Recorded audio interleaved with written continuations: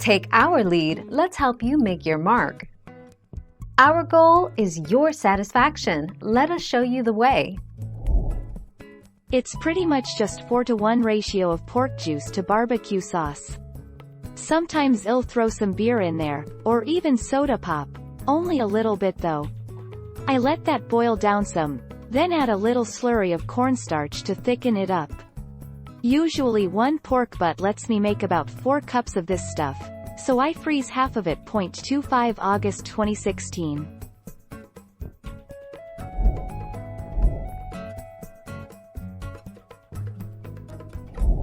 Make your mark, take our lead.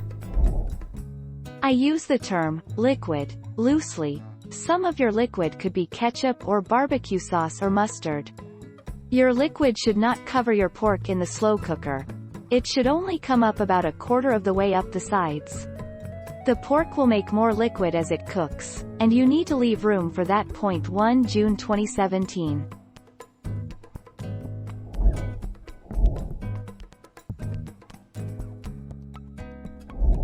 Make your mark, take our lead.